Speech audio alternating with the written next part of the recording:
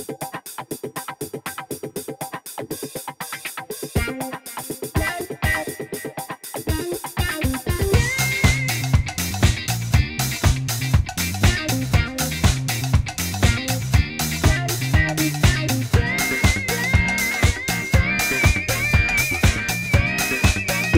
yang menurut saya paling mudah dilakukan oleh penulis pemula.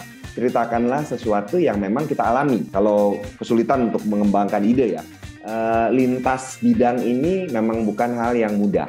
Ini tidak akan bisa kita kuasai dalam waktu singkat.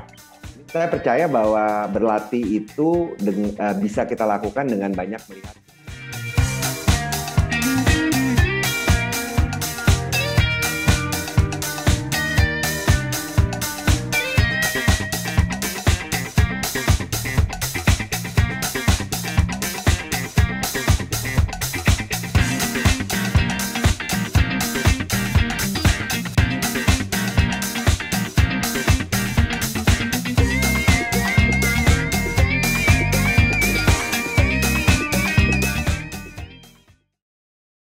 Oke, kita panggil teman-teman semua. Assalamualaikum Uda Ivan. Waalaikumsalam Kang Bahrul. Ya, sehat Uda. Bahrul. Ya. Sehat, alhamdulillah. Itu saya baru dengar tuh katanya memang ini ya kena cekal lagi oleh Facebook ya. Duh, kacau. Ya, betul Uda. Halo? Jadi ya cek. Koneksi saya kurang lancar ya? Coba bisa dicoba lagi, Uda. Ya, oke, betul. Tes. Ya, nah udah oke, masuk. Ya, betul ya. Jadi kemarin waktu pas beberapa pekan yang lalu sempat kita kena ban ya, dan kita buat lagi dan sudah 100.000 lebih juga. Baru 2 hari kena ban lagi, berarti seperti itu yang di Facebook Group ya. Belum ngapa-ngapain, kena lagi. Aduh. Oke, udah kita mulai aja ya sambil nunggu Bunda Asma. Baik. Mangga udah ada ini ya malam hari ini ada yang bisa disampaikan apa kepada kita semua dan teman-teman semua. Kabarnya ini alhamdulillah Uda Ivan Lanin sudah meluangkan waktu ya untuk KBM ya di setiap bulannya ya Uda ya. Ya, itu kemarin kan dari Bunda Asma minta saya untuk boleh dong dibuatkan pelatihan yang berkelanjutan. Akhirnya kemudian dicoba dirancang. Jadi pertemuan kita pertama itu kan membahas tentang kesalahan penulisan. Ya. Kemudian yang kedua, kemarin kita membahas tentang bagaimana menuangkan ide dan menata wacana. Ini kita akan menelusuri satu persatu dari tiap tataran bahasa. Jadi saya mungkin teman-teman juga sudah ada yang mengikuti saya di media sosial. Jadi bagi yang belum, sekadar pengantar, saya sebenarnya bukan berlatar belakang linguistik, namun sejak 2006, saya tiba-tiba mendapat pencerahan, saya insaf belajar lagi bahasa Indonesia yang membuat saya kemudian mengenal berbagai seluk-beluk bahasa Indonesia yang mungkin sudah kita lupakan.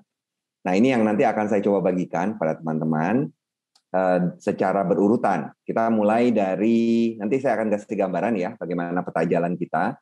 Ini yang biasanya saya terapkan dalam kelas-kelas yang biasa saya berikan. Saya punya perusahaan namanya Narabahasa. Silakan kalau misalnya berminat untuk meningkatkan keterampilan berbahasa, boleh ikuti Narabahasa di berbagai media sosial. Ada di Twitter, ada di Instagram, itu boleh. Atau akun pribadi saya, Ivan Lanin, itu juga ada di semua media sosial.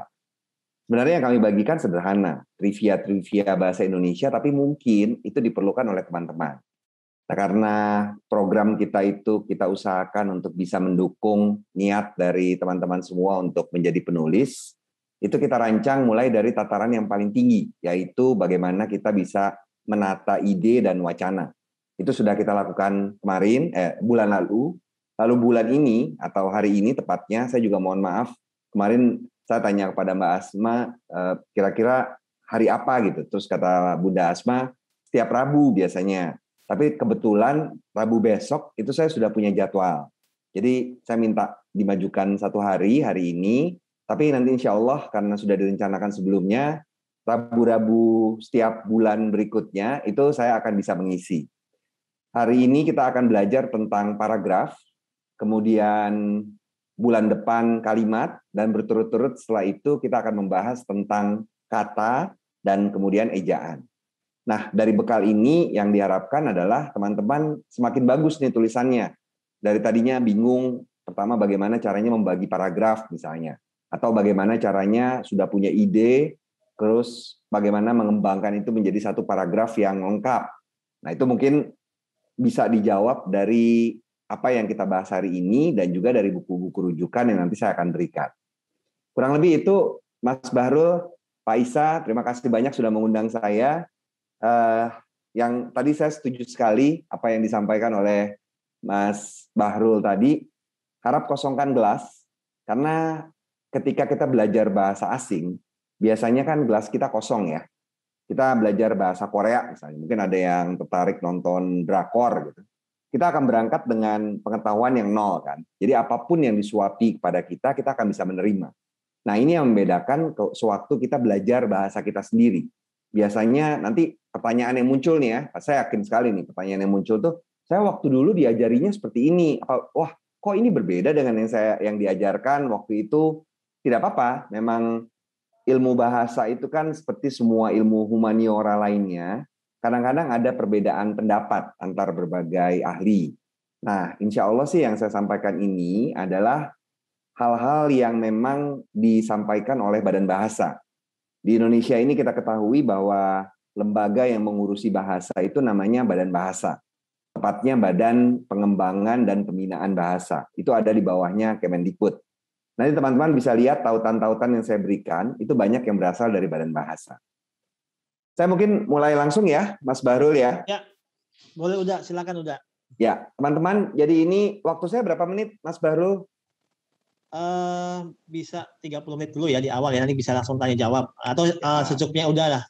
Ya, oke, saya usahakan 30 menit, jadi nanti waktu kita lebih banyak dengan tanya jawab ya. Ya. Topik malam ini adalah mengembangkan paragraf. Ini sekadar penyegaran buat teman-teman yang sudah pernah ikut kelas-kelas sebelumnya.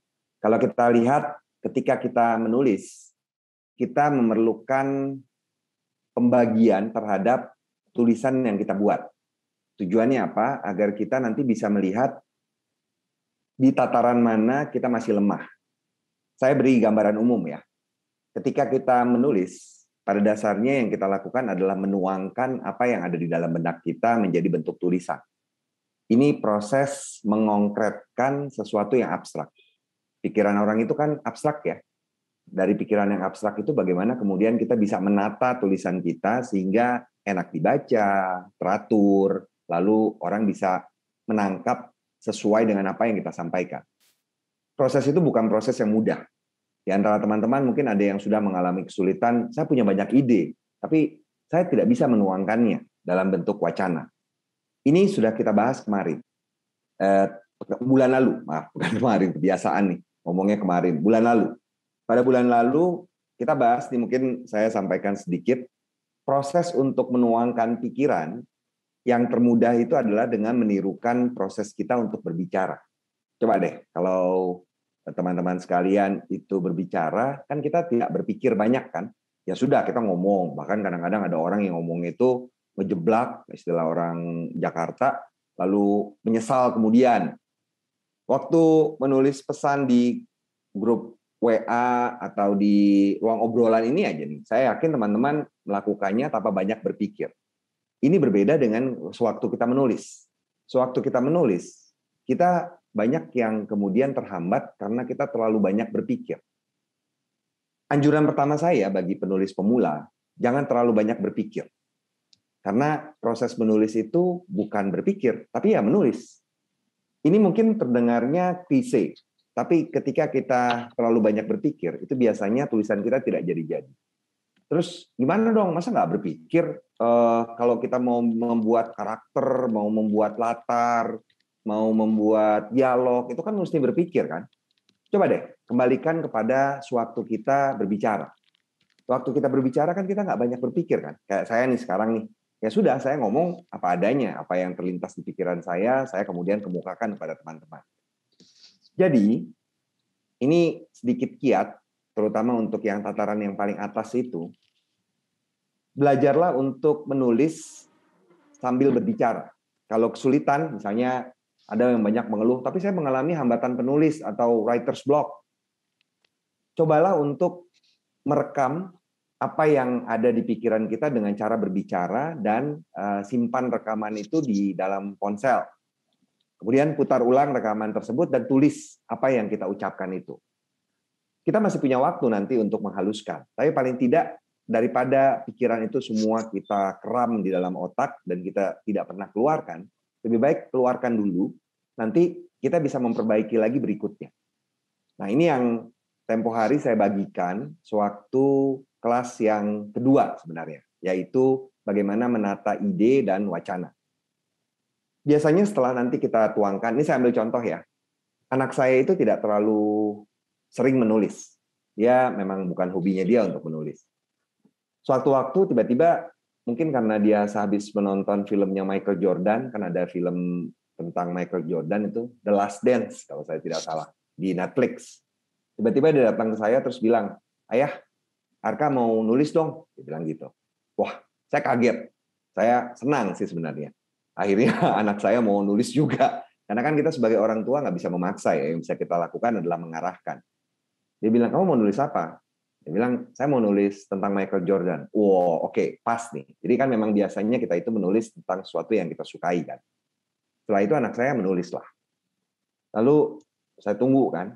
Satu hari, udah selesai belum? Belum, masih banyak banget nih, dia bilang gitu. Saya punya banyak sekali ide. Dia bilang, "Oke, ya udah tulis saja." Hari kedua dia kirim kepada saya 10 halaman dong. Dia kirim 10 halaman, tidak ada paragrafnya. Semuanya nyambung dari awal sampai akhir. Saya kaget. "Memang kamu tidak diajarkan ya bagaimana caranya menyusun paragraf?" Saya tanya gitu kan. Diajarkan sih, cuma saya bingung bagaimana membaginya. Nah, ini salah satu contoh bahwa memang kebingungan untuk membagi paragraf itu bisa terjadi pada siapapun. Ini yang akan kita coba perjelas malam ini. Dari pengalaman saya itu kemudian saya tunjukkan kepada dia. Jadi gini, kalau paragraf itu gampangnya gini deh. Paragraf itu membagi bagian-bagian, kalau dia kan kebetulan sedang bercerita tentang Michael Jordan ya. Paragraf itu membagi bagian-bagian dari cerita. Misalnya kamu baginya itu sewaktu dia masih muda, sewaktu dia menjelang remaja, sewaktu dia sudah dewasa. Oh gitu, kata anak saya. Oh ya udah, dia bagi-bagi lagi. Begitu dia kembali lagi pada saya, masih panjang-panjang itu paragrafnya. Nah, sekarang bagi lagi nih. Waktu dia masih kecil, coba deh perhatikan tulisan ini. Ini kan ada waktu dia baru lahir. Kemudian ada sewaktu dia bermain dengan kakaknya. Lalu apalagi. Nah, coba bagi ini menjadi bagian-bagian lagi. Oh, oke. Akhirnya dia kembali lagi kepada saya, itulah kemudian pembagian paragraf yang menurut saya cukup bisa diterima lah. Satu paragraf itu mungkin sekitar 5 sampai 7 kalimat. Pada dasarnya yang dia lakukan adalah dia membayangkan bagaimana cerita di film Last Dance itu. Kemudian dia juga banyak baca cerita Michael Jordan di Wikipedia dan dia satukan dalam bahasa Indonesia ya. Kemudian dia tulis, itu yang dia lakukan. Nah, belajar dari sini saya makin yakin bahwa paragraf ini kita letakkan setelah kita bisa menuangkan semua pikiran kita. Jadi bagi teman-teman yang mungkin masih ragu, saya nggak bisa menentukan kapan saya mesti pindah paragraf.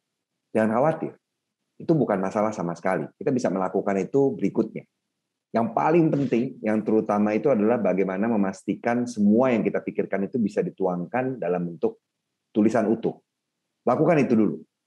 Kejar sampai selesai tulisannya. Pembagian paragraf bisa kita lakukan berikutnya. Pun nanti ketika teman-teman mungkin merasa bahwa, oh ini paragrafnya kok satu paragraf cuma satu kalimat. Tuh. Itu nanti bisa kita kembangkan berikutnya. Satu hal sebenarnya yang perlu ini mungkin karena sebagian besar itu adalah penulis fiksi, satu hal yang pasti membuat kita memisahkan paragraf adalah ketika kita berpindah tokoh dalam dialog.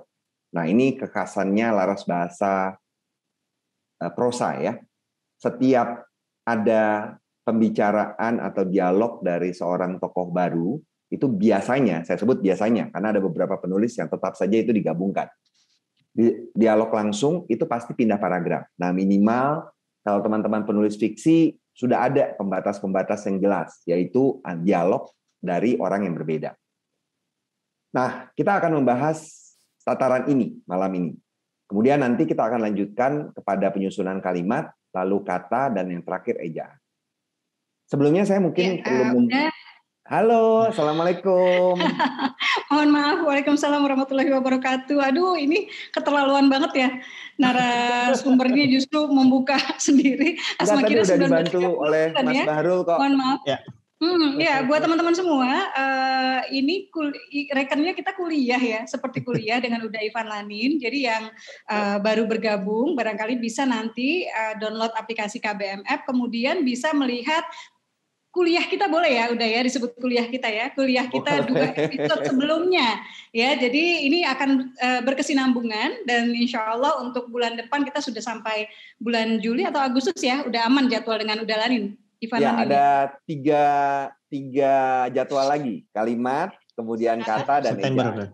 Iya, jadi sampai September alhamdulillah. Jadi buat teman-teman bisa ini ya, bisa mengikuti yang kemarin dan kemudian insya Allah nanti bisa terus mengikuti, jangan kehilangan ya kesempatan untuk berguru nih dengan Uda Ivan Lanin. Ya silakan Uda. Asma kadang-kadang masih suka bandel tuh untuk memenggal paragraf, tapi Asma setuju bahwa kita nulis saja dulu gitu ya.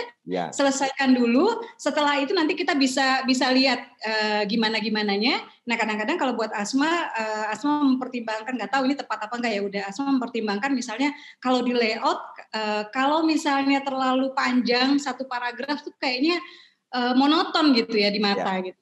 Nah, itu boleh nggak sudah gitu, atau ini karena penulis nakal aja? Betul sekali sih. Sebenarnya salah satu faktor yang membuat kita mempertimbangkan untuk memenggal paragraf itu adalah masalah tata letak. Itu sangat benar. Contoh konkret yang kita lihat sekarang kalau memperhatikan tulisan di media massa daring, misalnya di Tirto atau Kumparan, itu banyak yang mengeluh bahwa mereka itu seperti melanggar prinsip paragraf tradisional. Itu karena, coba bayangkan, paragraf tradisional itu mungkin 5 kalimat dalam satu paragraf. Itu kalau kita pakai ponsel yang layarnya kecil, itu satu layar belum cukup tuh paragrafnya ditulis. Nah, itu kan melelahkan kan buat kita kan. Jadi kalau teman-teman lihat di dalam tulisan-tulisan media massa daring itu, mereka tuh bisa satu paragraf itu hanya 2 kalimat, 3 kalimat, itu bisa dilakukan. Jadi itu oke sekali, memang bukan masalah sama sekali yang ketika kita memenggal paragraf itu berdasarkan tata letak. Nah, nanti mungkin yang perlu diperhatikan adalah memastikan bahwa satu paragraf itu memang tetap memiliki satu gagasan utama. Nah, itu yang perlu kita perhatikan. Baik, lanjut udah. Oke. Jadi ini pengantar ya teman-teman, pada setiap pertemuan nanti saya akan kembali mengingatkan kepada teman-teman tentang pembagian-pembagian ini. Karena ini adalah, saya menyebutnya itu peta jalan, agar kita bisa selamat sewaktu menulis. Harap diingat, ini tatarannya mulai dari yang paling kecil sampai yang paling besar. Nah, kita mulainya adalah dari yang paling besar dulu. Tujuannya apa? Dari pengalaman saya, kalau orang-orang yang belajar bahasa itu mulainya dengan menghafal ejaan, wah dia mesti ingat dulu nih, nulis koma di mana, nulis tanda petik di mana, itu sampai kapanpun dia nggak akan mulai-mulai untuk menulis. Jadi prinsip menulis, kalau menurut saya, tulis dulu. Nanti kita akan bisa belajar menyempurnakan keterampilan kita. Itu juga ada Mbah Sujiwo Tejo, waktu itu saya pernah menulis di Twitter, saya bilang, kalau menulis itu jangan banyak berpikir, menulis aja dulu. Kita bisa belajar penyempurnaan belakangan. Beliau juga setuju sekali. Tapi satu pesan juga yang waktu itu saya tangkap dari beliau, mengawali menulis dengan menulis saja itu sangat oke. Tapi begitu kita ingin menjadi penulis yang tingkatannya lebih tinggi, artinya mutu tulisan kita lebih bagus, mau tidak mau penulis itu tingkat kemampuan berbahasanya harus lebih dari orang biasa.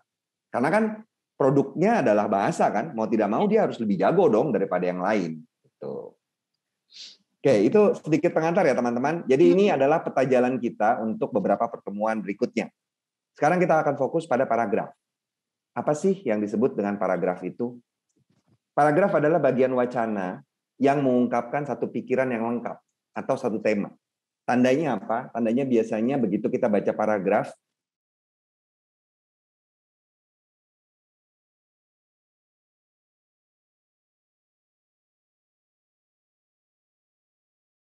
kadang-kadang ada paragraf yang sifatnya deskriptif, menggambarkan sesuatu.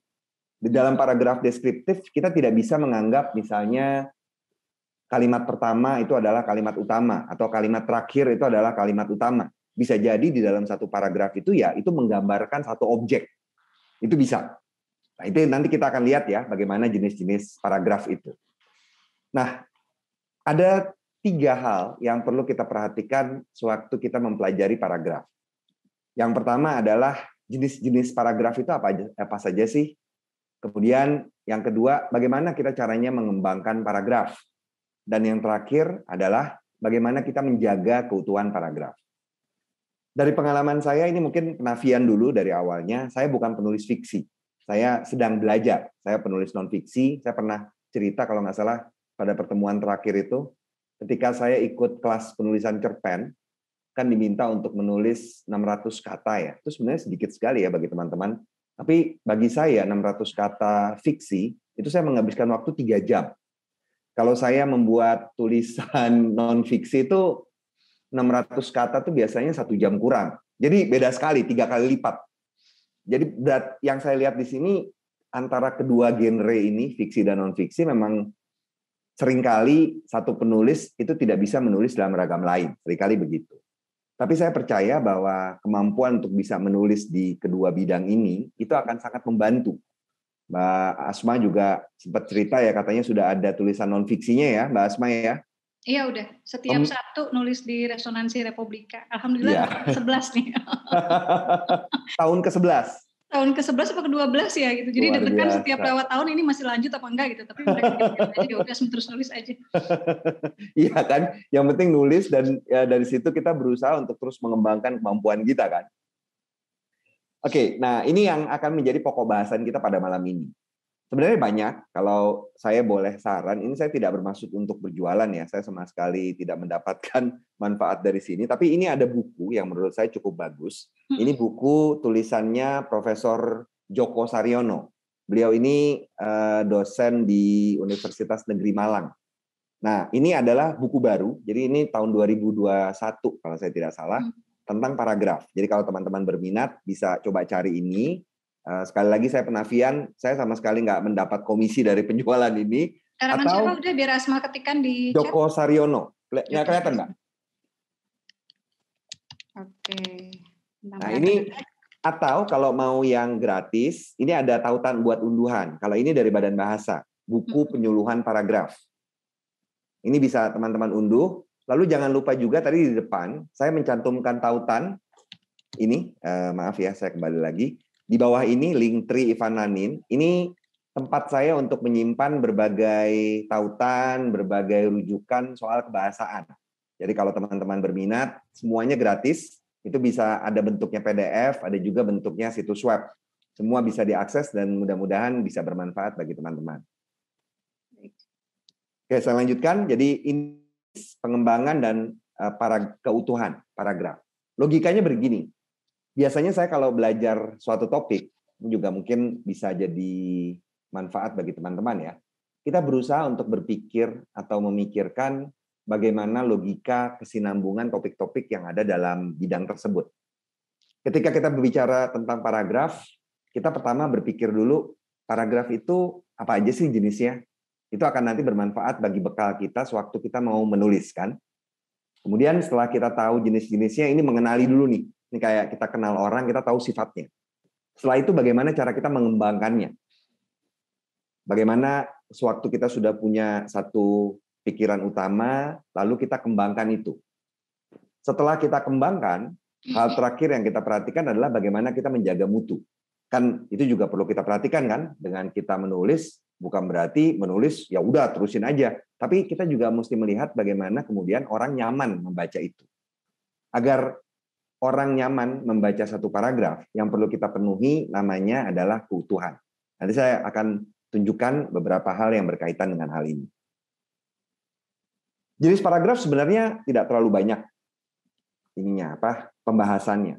Pada intinya paragraf bisa dibagi berdasarkan beberapa pengelompokan. Yang pertama berdasarkan urutan. Ini nanti teman-teman bisa praktikkan ini pada tataran bab. Misalnya sedang menyusun satu bab tertentu. Ada paragraf pembuka bab itu, kemudian ada paragraf isi yang mungkin banyak, dan ada paragraf penutup. Semua bab pasti terdiri atas 3 jenis paragraf ini. Pembuka, mengantarkan bab tersebut, lalu isi, itu ya apa yang kita ingin ceritakan, dan penutupnya. Mungkin di sini kebanyakan adalah penulis fiksi ya, tapi ketika teman-teman mempraktikkan ini dalam laras bahasa yang lain, misalnya waktu menulis surat aja. Saya sering sekali menemukan surat yang dibuat oleh instansi pemerintah bahkan, itu hanya 1 paragraf. Mungkin orang ini berpendapat bahwa pesannya ya bisa disampaikan dengan paragraf, 1 paragraf memang mesti banyak. Ini sebenarnya masalah keindahan juga.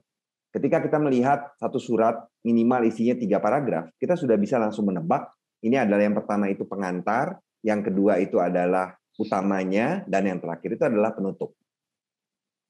Kemudian paragraf juga bisa digolongkan berdasarkan pernalaran. Ini gampangnya adalah letak kalimat utama. Paragraf berdasarkan letak kalimat utama bisa dibagi menjadi deduktif dan induktif. Ini yang paling utama. Namun, pembagian ini biasanya diterapkan pada paragraf non-fiksi. Biasanya seperti itu.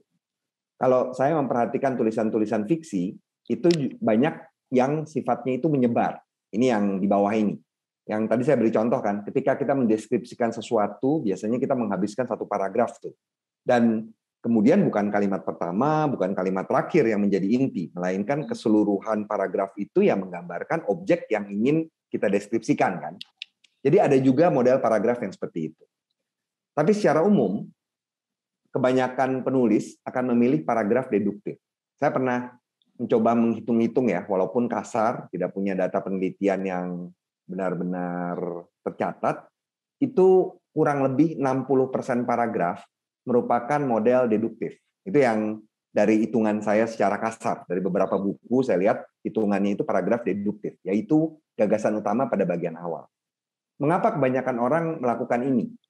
Wajar ya, biasanya kita kalau menerangkan sesuatu kan kita langsung mengarah pada jawabannya kan. Kita mau menerangkan tentang apa? Misalnya kita mau menerangkan tentang cuaca gitu. Hari ini cuaca cerah ya, saya tahu ini klise banget. Kalau di fiksi mungkin ini bakal ditolak karena terlalu klise, tapi kita akan memulai dengan seperti itu. Yaitu adalah pokok utamanya. Kemudian kita kembangkan paragraf-paragraf, kalimat-kalimat penjelas. Itu namanya paragraf deduktif. Ada juga yang induktif. Ini kalimat utama terletak di belakang. Itu biasanya kita gunakan untuk membangun suasana. Dibuat tegang dulu, terus kemudian terakhirnya ternyata dialah orangnya.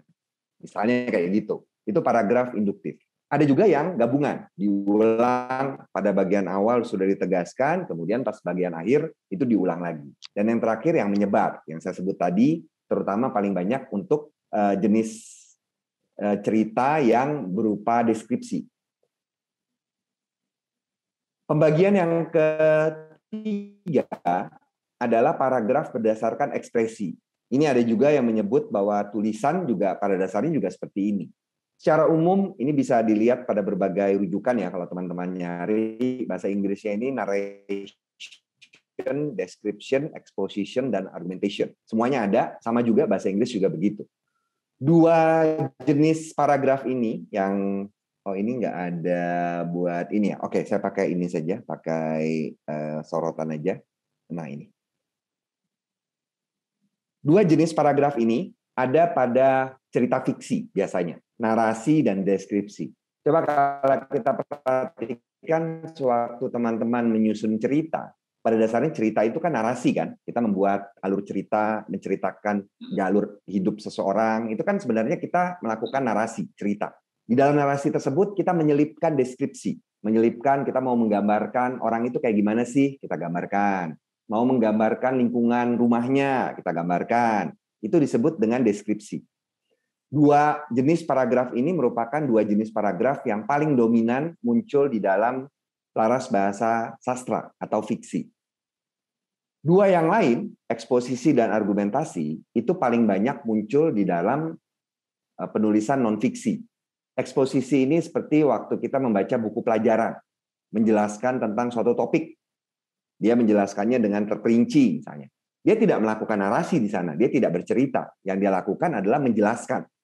Atau mungkin kalau teman-teman lihat, contohnya misalnya ketika membuka artikel Wikipedia. Artikel Wikipedia itu eksposisi, memberikan uraian. Tujuannya adalah menjelaskan. Lalu yang terakhir adalah argumentasi. Ini biasanya ada dalam tulisan esai. Sewaktu kita membuat esai, kita ingin meyakinkan orang lain kan? Nah, meyakinkan orang itu dengan kita menyajikan fakta, menyajikan argumen. Itu argumentasi. Teman-teman yang ada di sini mungkin minatnya berbeda-beda. Walaupun saya lihat sebagian besar mungkin minatnya kepada penulisan fiksi ya. Jadi bagi penulisan fiksi itu kuncinya dua yang paling atas sebenarnya. Bagaimana kita menceritakan dalam bentuk narasi dan bagaimana kita mendeskripsikan objeknya. Kalau suatu cerita itu hanya ada narasi aja, itu kan nggak seru. Itu kayak itu kesulitan utama saya terus terang. Jadi waktu saya belajar menulis cerpen, kata mentor saya, ini kamu kayak bikin sinopsis, nggak seru banget. Coba deskripsikan orangnya kayak gimana. Itu pertama yang dianjurkan oleh dia. Oh oke. Saya benar-benar kayak kerbau dicocok hidungnya. Saya buat kan, ya udah kesulitan kan. Pertamanya terlalu banyak mikir, lewah pikir. Mungkin juga teman-teman ada yang seperti itu. Tapi akhirnya kemudian saya menyerah. Ya udah deh, saya pokoknya tulis apa yang ada di pikiran saya. Akhirnya bentuknya seperti sinopsis. Oke, kalau gitu saya coba selipkan deskripsi-deskripsinya. Setelah itu ada tambahan lagi, saya menyelipkan dialog-dialog. Oh, ini sih kayak bikin siaran pers. Tetap saja, akhirnya yang saya ambil contoh adalah dari tulisan non-fiksi. Sekadar info bagi teman-teman, penulisan berita itu sebenarnya penceritaan. Kalau di dalam bahasa Inggris itu kan berita itu sebutannya news story. Jadi itu cerita sang wartawan kepada publik tentang suatu peristiwa. Makanya yang membedakan kan hanya berita itu sifatnya nyata, kalau cerita fiksi itu ya mungkin diambil dari kisah nyata, tapi pada akhirnya kemudian akan dibuat menjadi imajinasi kan. Caranya sama, dia pasti akan menyelipkan dialog, dia akan mendeskripsikan suasananya kayak gimana. Itu penggolongan paragraf yang keempat, yaitu berdasarkan ekspresi. Kalau kita lihat cerita teman-teman kan ada bagian yang narasi, ada yang deskripsi. Narasi, deskripsi, itu yang terjadi. Nah, yang terakhir adalah sebenarnya ini lebih remeh-temeh, penggolongan paragraf berdasarkan format. Ini kalau di dalam laras bahasa sastra sih saya lihat tidak terlalu ada perbedaan yang cukup tajam ya. Tapi di dalam penulisan surat resmi, itu banyak sekali orang yang bertanya pada saya. Sebenarnya yang baku, kalau saya membuat paragraf, itu menjorok atau tidak baris pertamanya. Kalau sebenarnya kedua jenis paragraf ini sangat lazim. Yang satu disebut paragraf lurus, yang satu paragraf bertakuk. Kalau di dalam cerita fiksi, pada umumnya yang digunakan adalah paragraf bertakuk. Satu hal yang saya mesti ingatkan, sebenarnya aturan resmi paragraf bertakuk itu adalah seperti ini. Jadi paragraf pertamanya ini saya gambar aja ya biar kelihatan jelas. Nah ini jadi paragraf pertama itu tidak masuk ke dalam. Yang masuk ke dalam itu hanya paragraf kedua dan seterusnya. Mengapa begitu? Karena paragraf takukan itu kan dimaksudkan untuk menunjukkan adanya paragraf baru. Kalau tepat di bawah judul, buat apa kita membuat paragraf yang bertakuk? Orang sudah tahu bahwa itu paragraf baru. Jadi sebenarnya aturannya seperti ini. Coba deh teman-teman lihat novel-novel yang bentuknya cetak, itu perhatikan. Mungkin juga ada. Masih salah nih udah nih. Ya memang banyak yang menyangka bahwa paragraf pertama dalam satu bab itu tidak masuk ke dalam juga. Iya. Padahal harusnya tidak. Tapi ini lagi-lagi bergantung pada gaya selingkung, karena tiap penerbit kan biasanya punya gaya selingkung kan.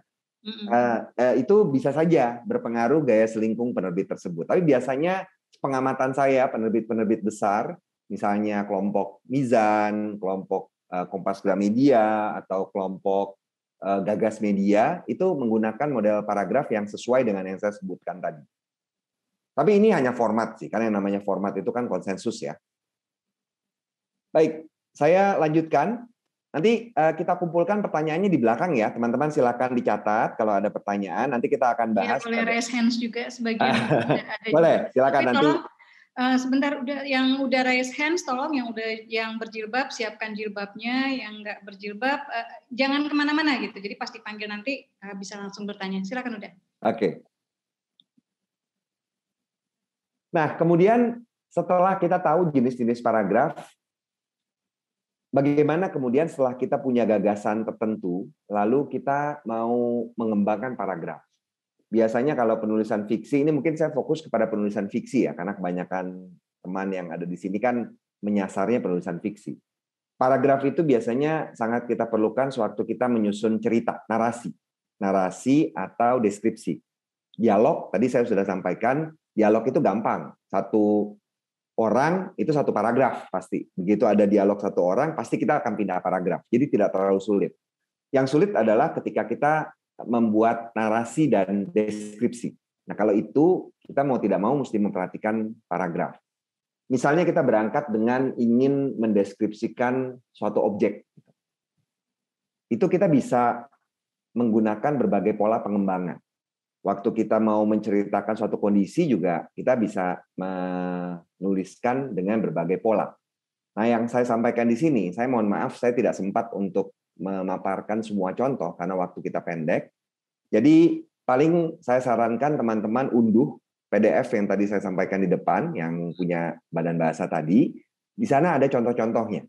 Ini sekadar pembuka wawasan saja kepada teman-teman bahwa cara untuk mengembangkan paragraf itu ada berbagai macam. Pertama, definisi. Ini cara yang bagi saya termasuk paling gampang. Definisi ini ya kita tinggal jelaskan. Misalnya kita mau, ini lagi-lagi saya mohon maaf saya ambil contohnya dari non-fiksi. Karena kalau saya beri contoh dari fiksi, saya pasti akan terbata-bata. Misalnya saya mau menjelaskan tentang hubungan internasional. Saya akan mulai dengan hubungan internasional adalah suatu kerjasama atau koneksi antar berbagai negara di dalam konteks, dalam berbagai jenis konteks, ekonomi, sosial, budaya. Ini misalnya ya, saya asal aja tadi. Nah, biasanya kita berangkat dari sana, mendefinisikan sesuatu, lalu kemudian dari sana kita akan menambah definisi-definisi tambahan. Contoh, nah, tadi kan hubungan internasional adalah bentuk kerjasama antar negara-negara yang dilakukan secara resmi. Negara-negara yang dimaksud adalah negara-negara yang biasanya berdaulat. Kedaulatan ini diperoleh, nah itu loh. Jadi sambung menyambung antara definisinya. Itu model pengembangan paragraf secara definisi. Kemudian klasifikasi. Ini mengelompokkan atas hubungan kesamaan. Contoh, kembali kepada yang tadi misalnya, kita buat paragraf baru misalnya. Hubungan internasional dapat dilakukan oleh negara-negara baik dalam lingkup regional, benua maupun internasional. Ini contoh pengelompokan hubungan ya. Dalam konteks regional misalnya dunia di Indonesia di Asia itu kita mengenal adanya ASEAN apa gitu kan. Itu klasifikasi tuh. Jadi kita kelompokkan pokok pikirannya itu menyatakan beberapa bagian, lalu kita uraikan bagian-bagian tersebut di dalam kalimat-kalimat penjelas. Ini yang contoh paragraf klasifikasi. Kemudian yang lainnya adalah ilustrasi. Nah, kalau ini nih banyak teman-teman lakukan nih harusnya. Ilustrasi ini deskripsi. Jadi, sewaktu misalnya kita menceritakan pengalaman orang di satu tempat, misalnya akhirnya ia tiba di hutan tersebut. Aroma hutan terasa sangat harum, membuat sekujur tubuhnya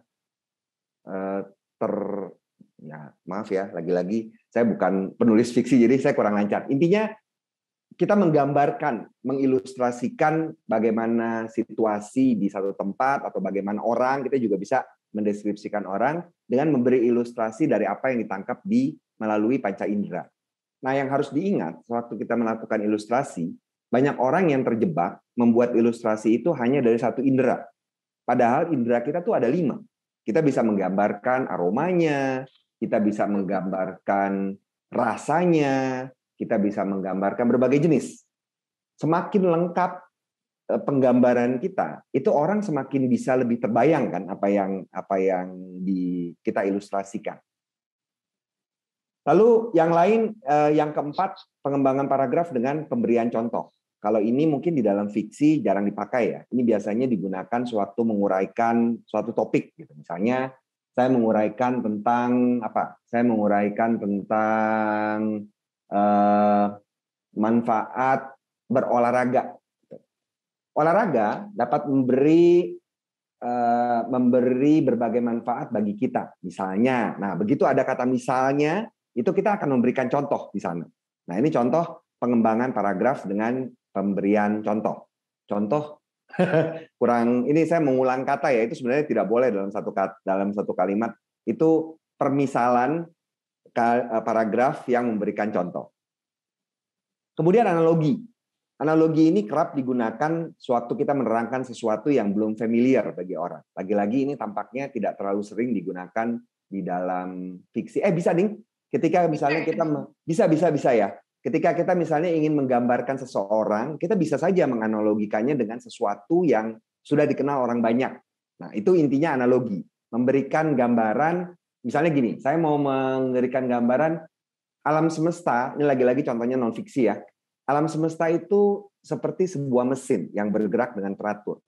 Pada pusatnya, tata surya itu memiliki matahari yang kemudian planet-planet beredar di sekitarnya. Ini kalau kita ibaratkan seperti sebuah as yang dikelilingi oleh roda-roda. Nah, itu adalah analogi. Dengan analogi, orang biasanya lebih mudah untuk memahami apa yang kita maksud. Pengembangan paragraf berikutnya adalah dengan komparasi. Ini juga saya pikir bisa diterapkan di fiksi. Contohnya misalnya ketika kita mau menggambarkan 2 orang nih, anak kembar. Kita mau menceritakan 2 anak kembar ini. Kita bisa bercerita kesamaan mereka apa, perbedaan mereka apa. Ini kalau dalam bahasa Inggris disebutnya compare and contrast. Itu komparasi. Jadi agak mirip dengan analogi. Kalau analogi itu kan menyamakan. Kalau ini selain menyamakan, ini juga memberikan perbedaannya apa. Pengembangan paragraf berikutnya adalah dengan proses. Ini sebenarnya lazim teman-teman gunakan. Misalnya gini, menceritakan kisah hidup seseorang itu proses loh. Kan dia berkunjung ke rumah Ani, saya berkunjung ke rumah Ani pada Juni 2020. Tidak lama kemudian si Ani ternyata dikabarkan meninggal dunia. Nah itu contoh lah. Jadi itu adalah proses kan. Intinya ini adalah sesuatu yang kita ceritakan sesuai dengan urutan waktu. Itu yang disebut dengan pengembangan paragraf secara proses. Ini disebut juga kronologi. Kemudian yang terakhir, pengembangan paragraf dengan cara kausalitas. Ini biasanya banyak dipakai orang sewaktu menyusun argumen. Jadi ini di jenis paragraf yang modelnya dengan argumentasi. Jelaskan dulu tuh misalnya tujuannya adalah untuk misalnya gini. Penebangan hutan liar dapat menyebabkan akar yang bermanfaat untuk menyerap air menjadi hilang. Oleh sebab itu, air kemudian akan bebas untuk melanda tanah. Karena itu, lapisan subur dari tanah akan hilang. Akibatnya, banjir dapat penebangan hutan dapat menyebabkan banjir yang merugikan masyarakat. Nah, itu contoh bagaimana kita membangun hubungan kausalitas.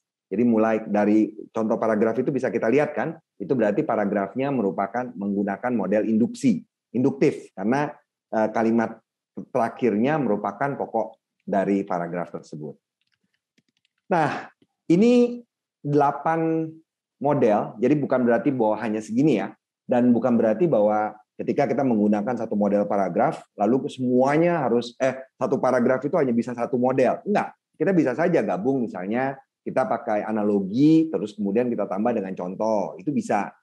Intinya model-model ini diberikan agar teman-teman tuh punya wawasan bahwa ternyata tidak sulit menyusun paragraf itu. kita bisa memikirkan berbagai cara untuk bisa mulai dari satu kalimat menjadi turunan berbagai kalimat penjelas. Kita sudah bahas tentang jenis, lalu pengembangan. Tentu saja bukan berarti setelah ini kemudian teman-teman sudah langsung mahir ya.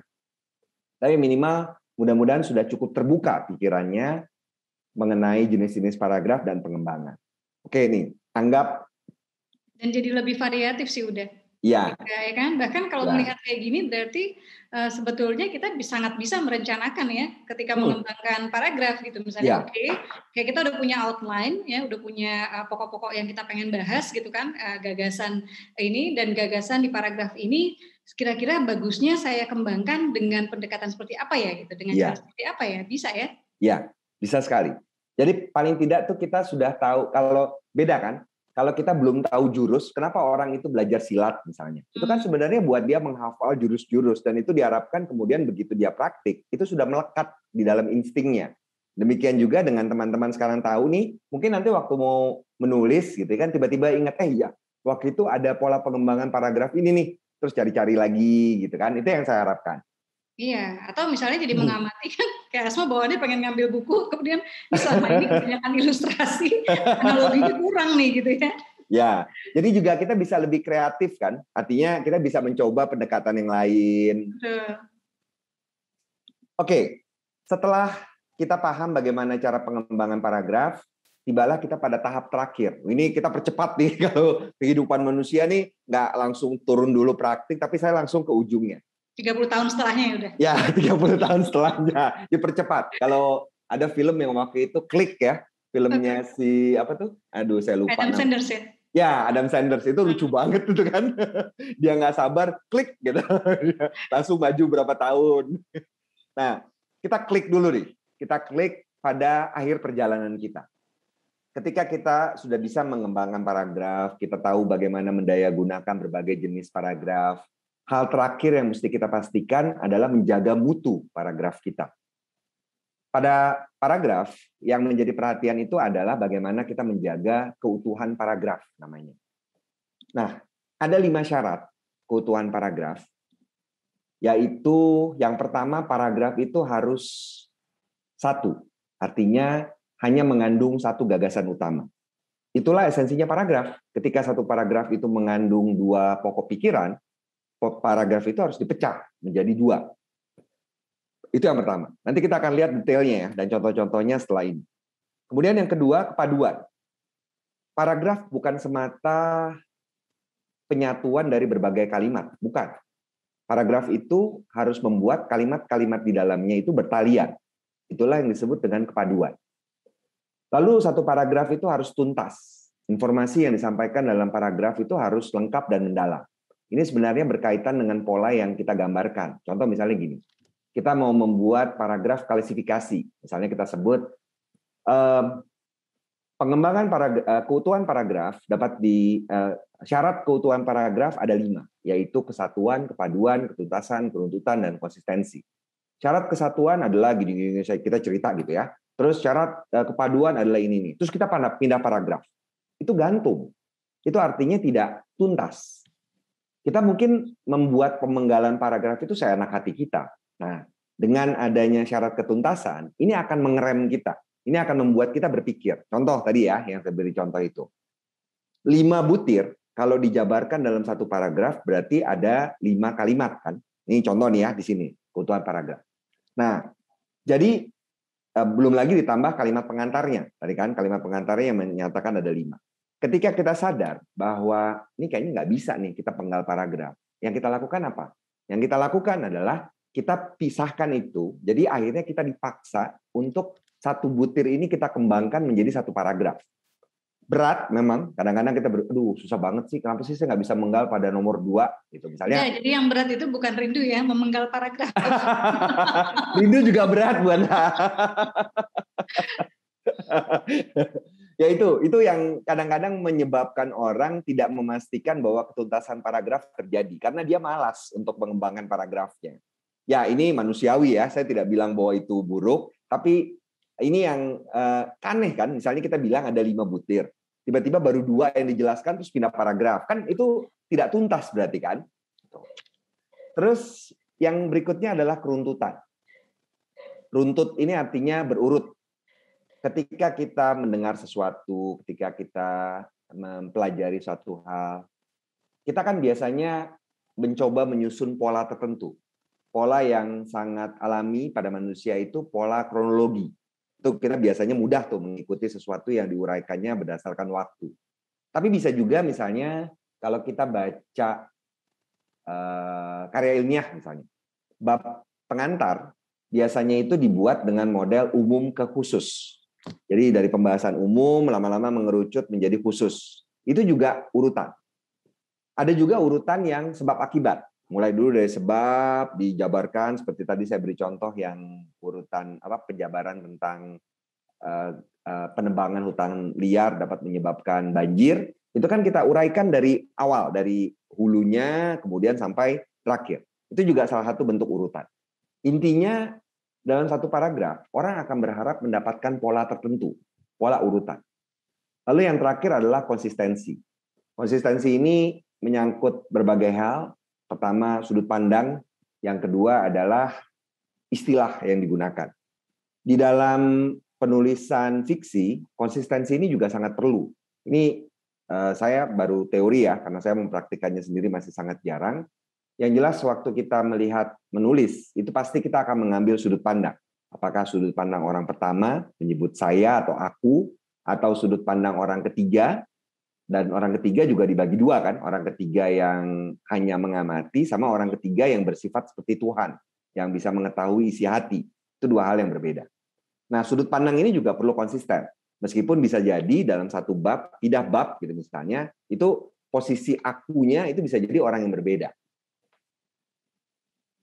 Kita coba lihat satu persatu ya mengenai ini. Saya coba lebih cepat biar teman-teman nanti punya waktu untuk bertanya lebih banyak. Pertama, kesatuan. Kesatuan diperoleh pada satu dasar utama. Ini contoh fiksi yang diambil dari tulisan ilmiah. Ini kita lihat di sini. Sebentar, saya cari coretan. Nah ini. Oke. Bagian yang berwarna merah itu menunjukkan pokok pikiran. Jadi kalau kita lihat di sini dalam satu paragraf ini, ada dua pokok pikiran yang berbeda. Yang pertama membahas tentang manfaat internet, yang kedua membahas tujuan penulisan karya ilmiah. Ini semestinya dipisah menjadi dua paragraf. Nah, ini kesulitan pertama yang biasanya kita hadapi.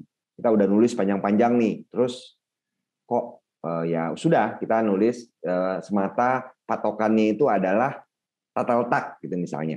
Kita tidak memperhatikan kesatuan.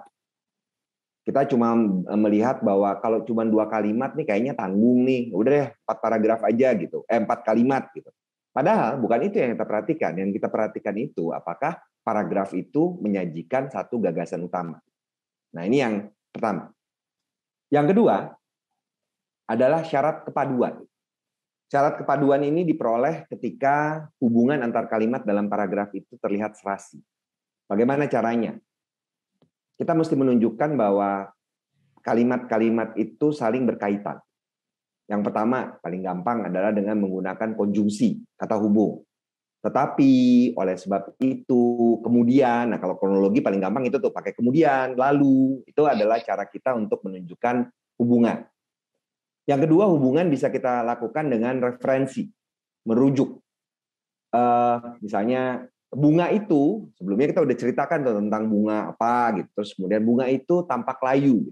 Kalau kita pakai itu tapi di belakangnya sebelumnya tidak ada yang dirujuk, itu artinya kesalahan.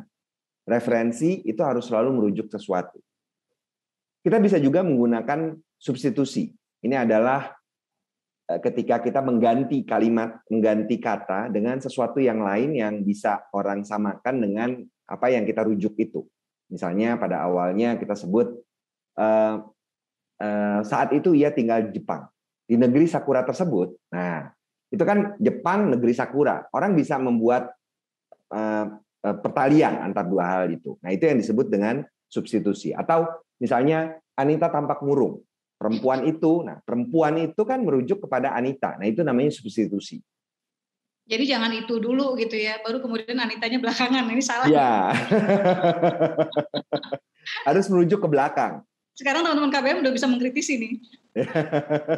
Lumayan kan? Nah, biasanya kalau kita akan menjelaskan di depan, kita pakainya ini. Kalau itu merujuk ke belakang, ini merujuk ke depan. Hal ini, misalnya gini, seperti berikut ini. Kan suka gitu ya kita buatnya. Dalam non-fiksi begitu. Jadi ini itu dapat merujuk, biasanya merujuk ke depan, itu bisa merujuk ke depan, bisa juga merujuk ke belakang. Kemudian ada lagi alat konjungsi, alat kepaduan yang disebut elipsis. Ini kebalikan. Elipsis ini kita lakukan ketika beberapa kalimat kita gabungkan menjadi satu. Ini artinya yang kita lakukan, kita udah buat nih misalnya apa?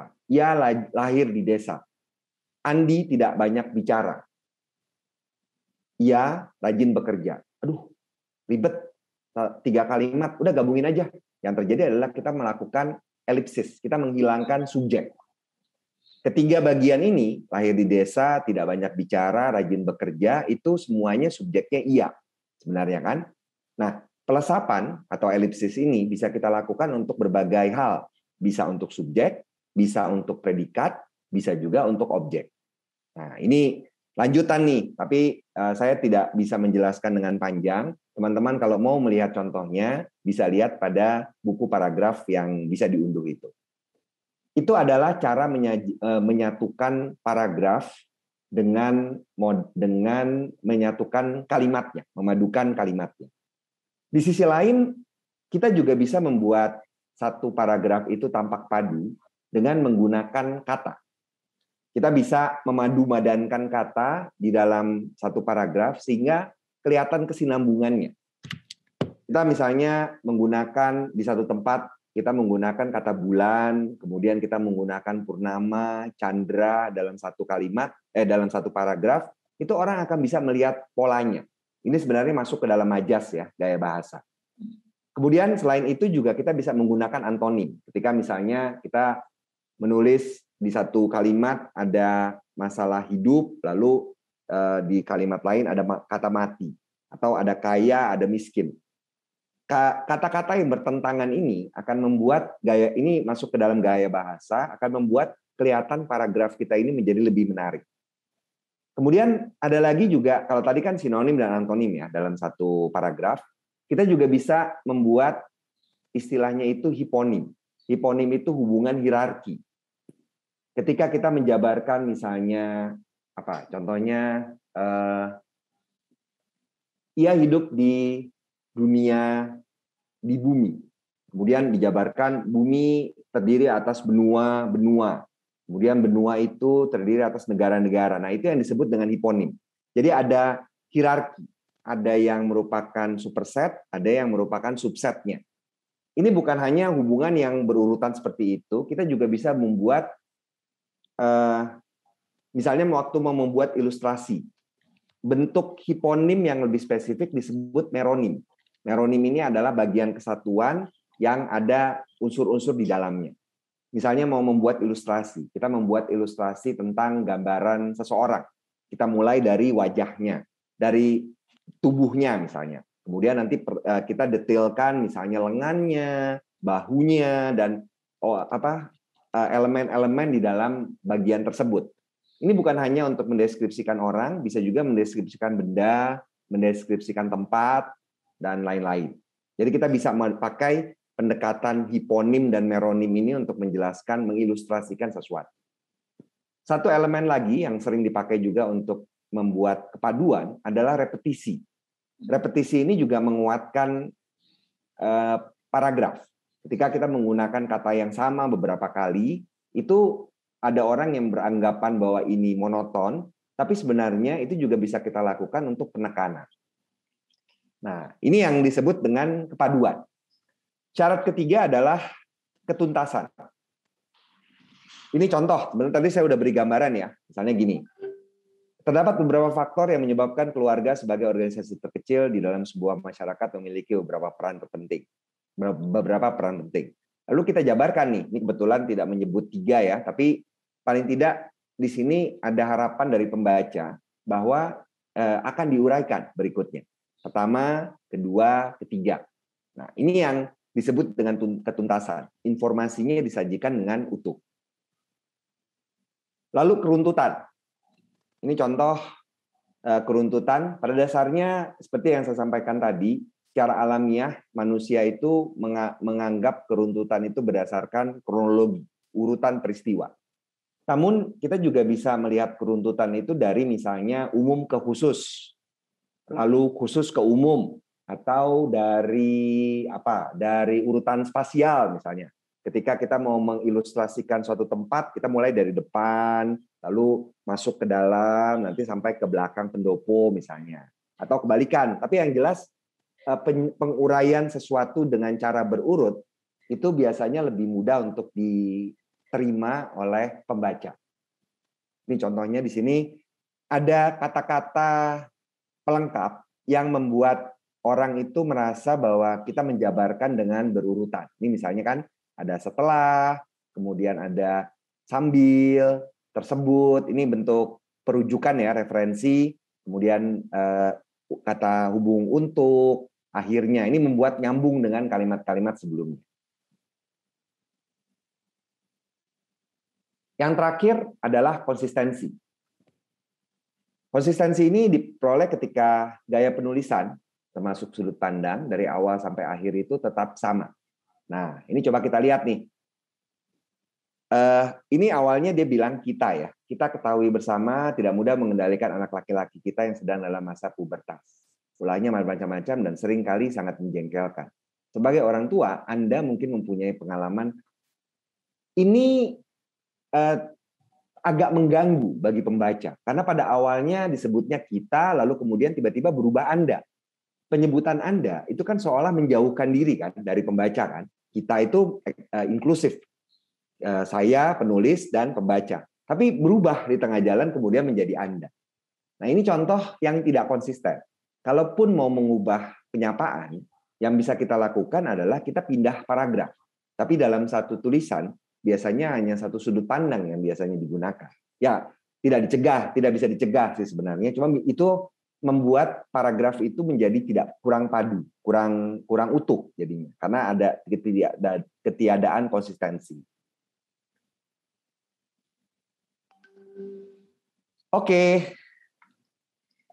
Ini akan selalu saya sampaikan, jadi saya tidak akan ulang lagi. Tapi ini perlu sekali untuk diketahui dan selalu kita ingat bahwa sebagai orang Indonesia itu kita beruntung bahwa kita punya satu bahasa persatuan. Ingat tuh ya, bukan satu bahasa, melainkan satu bahasa persatuan.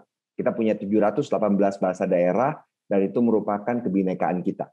Tapi kita mengutamakan bahasa Indonesia, karena itu yang kita gunakan untuk bisa berkomunikasi dengan semua orang saudara kita di Indonesia.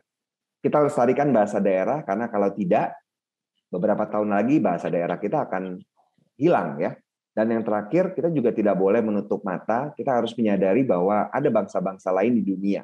Kita harus menguasai bahasa asing, terutama bahasa Inggris, agar kita juga dapat mempelajari ilmu pengetahuan ataupun berbagai karya yang berasal dari bahasa itu. Baik, mudah-mudahan tidak terlalu lama Mbak Asma, mohon maaf kalau kita senang aja itu kayak rezeki nomplok gitu. Beli satu dapat dua ya. Jadi masih ada waktu ya, udah ya, kita boleh ya bertanya ya. Silakan. Pertanyaan mungkin ya. Oke, silakan Bro Bahru. Ya, sudah ada Mbak HR Martani ya yang dari Asma udah baca nih karyanya Mbak Martani kemarin. Silakan Mbak Martani. Silakan Mbak. Assalamualaikum. Waalaikumsalam warahmatullahi wabarakatuh. Ini mau tanya tentang sinopsis. Dalam membuat sinopsis itu, apakah juga seperti membuat paragraf, harus ada gagasan utama segala macam gitu? Karena saya sendiri masih sangat kesulitan bikin sinopsis. Amburadul gitu. Terima kasih. Oke. Ini mungkin saya tidak bisa memberi jawaban berdasarkan pengalaman, karena saya sendiri kan saya sudah bilang saya bukan penulis fiksi. Tapi kalau saya mengibaratkan ini sinopsis ini mirip seperti abstrak kalau dalam tulisan ilmiah, atau seperti ringkasan eksekutif kalau dalam laporan. Saya bayangkan seperti itu. Jadi itu memberikan gambaran tentang apa yang ada dalam satu buku dengan cara yang cepat. Itu yang terbayang oleh saya. Nah, kalau saya balik kepada misalnya membuat abstrak. Ketika saya membuat abstrak untuk satu karya ilmiah misalnya, yang saya lakukan adalah saya ambil satu baris, satu kalimat dari setiap bab. Biasanya itu yang saya lakukan. Jadi dari bab pendahuluan, latar belakang, gitu ya, saya ambil satu. Dari bab tinjauan pustaka, saya ambil satu kalimat. Lalu dari metodologi, hasil dan pembahasan, simpulan dan saran, saya ambil satu-satu. Setelah saya gabungkan, kadang-kadang nanti saya perlu untuk membuat perangkaian, saya tambah kalimat baru. Tapi secara umum perwakilan dari setiap bab biasanya hanya satu kalimat. Itu kalau di dalam penulisan abstrak karya ilmiah. Kalau sewaktu saya menyusun ringkasan eksekutif untuk laporan, yang saya lakukan lebih luas. Jadi kalau untuk ringkasan eksekutif itu dari tiap bab itu satu paragraf, bukan satu kalimat tapi satu paragraf. Karena kalau di dalam kalau di penulisan ilmiah kan abstrak itu kan terbatas ya, hanya kalau saya tidak salah 500 karakter hitungannya itu. Nah, saya nggak tahu nih kalau sinopsis, mungkin Bunda Asma bisa memberikan pengalaman. Kalau sinopsisnya buku, kalau Asma suka ini, justru Asma tadi dapat masukan dari Uda tuh. Oh iya, berarti berikutnya Asma bisa lihat tuh. Serius ya. Jadi saya selalu mengatakan bahwa kita yang penulis sih biasanya tahu nih gitu ya, bagus jeleknya tulisan kita gitu. Dan Asma tuh kadang-kadang agak licik udah gitu. Agak liciknya adalah Asma ambil yang bagus-bagusnya gitu. Jadi Asma ambil yang bagus-bagusnya gitu, yang bagian poin paling menariknya. Oke. Itu berarti kan harus ada tokoh yang disebutkan, tapi tokoh utama. Kemudian harus ada konfliknya. Ini di luar paragraf. Kalau paragraf tadi Ivan udah bahas ya. Dan satu lagi mungkin kalau sekarang Asma jadi belajar bahwa nggak ada salahnya setelah Asma licik tadi gitu ya dengan poin yang menarik dari cerita itu gitu. Dan terlepas teman-teman membuat sinopsis sendiri atau tidak, saya rasa sebagai pemilik cerita kita selalu bisa mengusulkan gitu ya ke editor gitu. Ini loh lebih kurang dari kita untuk di belakang buku kita, tapi terserah mereka nanti bisa garap lagi gitu. Tapi kalau sinopsis kalau sekarang Asma berpikir ya bisa jadi kayak tadi udah. Jadi bikin lihat gitu ya. Siapa tahu Asma harusnya lebih licik gitu, karena siapa tahu di bab 1, bab 2 ada yang lebih menarik nih gitu ya untuk diangkat gitu. Jadi itu poin yang menarik buat Asma. Dan sinopsis satu lagi mungkin selain buku, kalau teman-teman berkesempatan misalnya ketemu produser kemudian diminta minta dong sinopsis dari bukumu. Kalau untuk ke film atau web series ya biasanya lebih panjang. Jadi mungkin 3 halaman atau 4 halaman itu sih. Ya. Bro Bahru, udah mau ada yang ditambahkan? Salah satu juga yang saya suka amati itu adalah kalau mau berlatih ya. Saya percaya bahwa berlatih itu bisa kita lakukan dengan banyak melihat karya orang lain. Betul. Jadi perhatikan sekarang ketika kita menonton suatu film, coba lihat. Itu biasanya ada satu kalimat yang menggambarkan film tersebut. Itu juga disebutnya sinopsis tuh. Misalnya gini, seorang mantan agen CIA terlibat pembunuhan istrinya, dituduh membunuh istrinya, dan dia berjuang keras untuk membuktikan bahwa dia tidak bersalah. Itu contoh kan? Contoh sinopsis film tuh biasanya gitu. Nah, coba deh amati bagaimana menurut saya pembuat sinopsis film itu keren-keren. Mereka bisa menyimpulkan, mengambil tadi yang seperti Bunda Asma bilang, mengambil bagian terbaik dari film itu untuk membuat orang penasaran. Iya, bahkan kita bisa mencontoh itu sebetulnya kalau teman-teman bingung ya, untuk nih gimana caranya udah bikin kerangka karangan, tapi kok masih bingung ya, kenapa nggak kerangka karangannya dibuat sinopsis aja kayak yang series itu ya, udah ya, kalau misalnya serial di TV. Ya, baik, Bro Bahru, berikutnya. Ya, ada Mbak Desma.